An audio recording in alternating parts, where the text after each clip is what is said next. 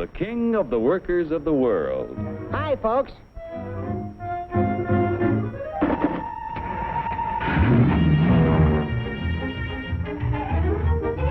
Joe's the king because he can buy more with his wages than any other worker on the globe.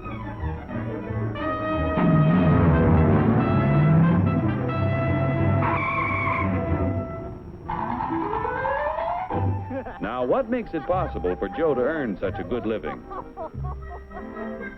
He's no smarter than workers in other countries. Are you kidding? He's no stronger than workers in other lands. Oh, yeah? Well, just watch me.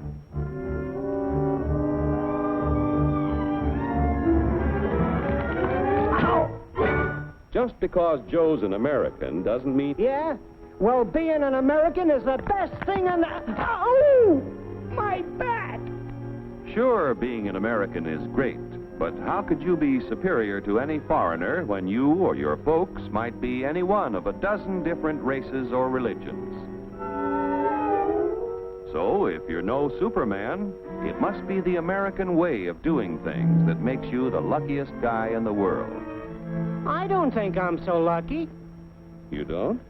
Well, let me show you. Hey, what's that gadget? Television? No, it's a time machine. Just pull that lever. You'll see how people worked 100 years ago. Hey, this I like. Oh, that's too far back. Try again. We want to stop at 1850. Who's the character? That's your grandfather, Joe. Oh. He had to work 69 hours a week to earn a living because he had only inexpensive hand tools and his own strength to help him make things. Your grandfather was a powerful man, yet his strength equaled only 1/10 of a horsepower. You have hundreds of horsepower in this costly giant of a machine to multiply your strength and efficiency 1,000 times. This makes it possible for you to earn more than any worker in history.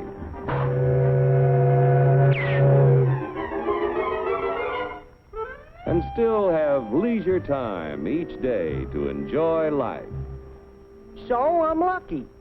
But what about the rich guy who does nothing while I do the work? True, there are rich people who contribute nothing. And there are poor people who contribute the same.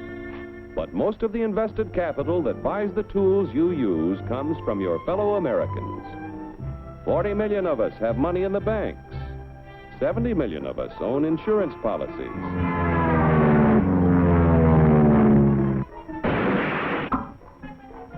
Over 15 million of us invest savings in corporation stocks and bonds, which help to finance industry.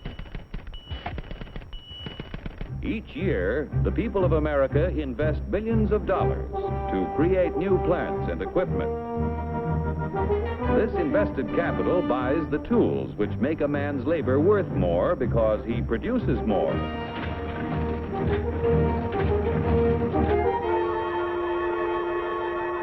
In China, for example, where there is practically no capital available for investment in plants or tools, a man's labor is not worth very much. A coolie takes 10 days to move 10 gallons of kerosene 100 miles at a freight cost of 10 cents a gallon. An American railroad worker takes only 2 hours to move 100,000 gallons of kerosene 100 miles at a freight cost of 1 cent a gallon. The coolie makes 10 cents a day.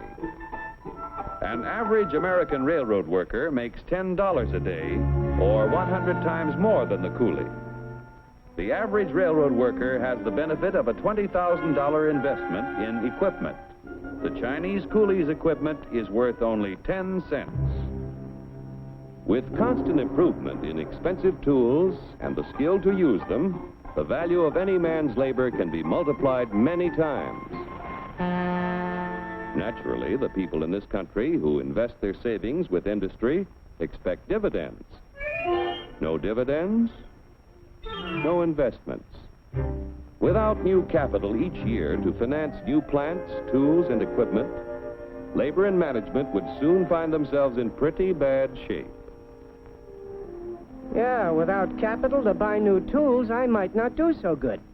But look what a new invention did to my grandpa. For 25 years, he knocks his brains out in the wagon works. Then along comes the gas buggy. Need I tell you what happened to Grandpop?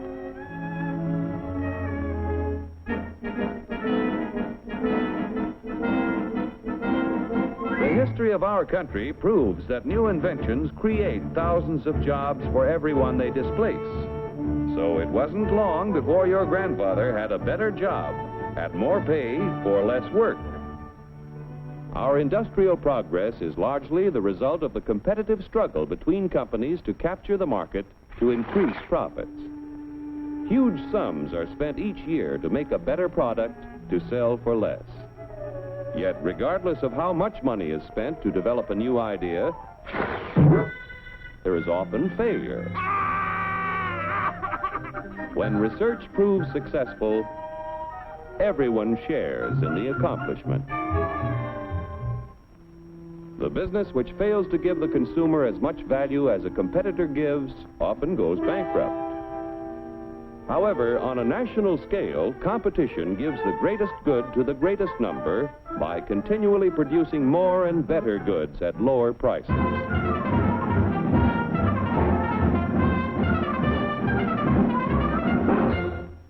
The American way of doing things makes it possible for more people to own their own homes.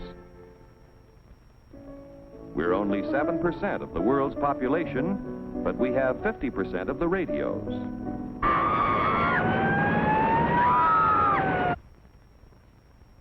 We have 54% of the world's telephones.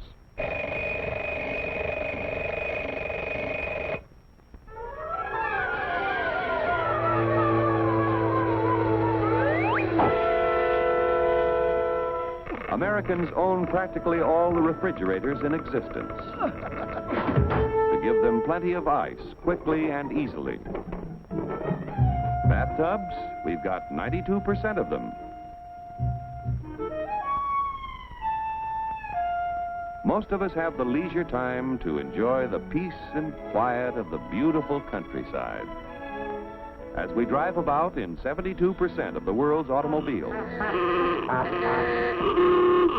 I told you to turn at the last corner. You don't eat me. You eat it. I know. I want to get candy bar.